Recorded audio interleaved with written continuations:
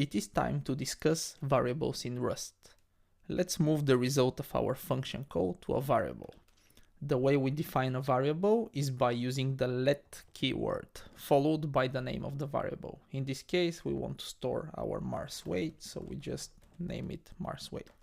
And then followed by an equal sign, we can actually assign a value to our variable. So here we can just call our function and its return value will be assigned. We just have to change this here and swap it with our variable.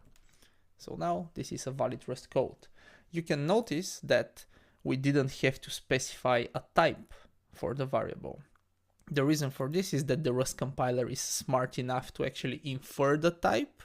So in this case, it will look at the calculate weight on Mars function. It will see its return type. We'll see that it's an F32, and it will just figure out that our variable will have a type of F32.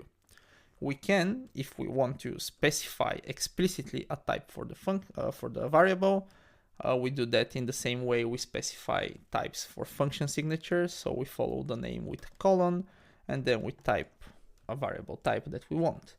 This is still a valid Rust code, but in most cases we will not need to do this because the compiler is smart enough to figure it out. Okay, now let's head to the console and see if this actually works. So now if we do cargo run, yes, we see that our code still works. That's great. But let's imagine that we don't want to print our weight in kilos, but we want to print it in grams. So to do that, we have to multiply our kilogram weight by 1,000. So if we just assign a new value, which is the old value times 1,000 as a float. So now, if we come back to the console and we try to run this code again, we see that the compiler starts to complain about something. It says that we cannot assign twice to an immutable variable. That's an interesting error. So what that means is that all variables in Rust are immutable by default. That just means that once we assign a value to them, it can never be changed. We have to explicitly declare a variable as mutable in order to be able to mutate it.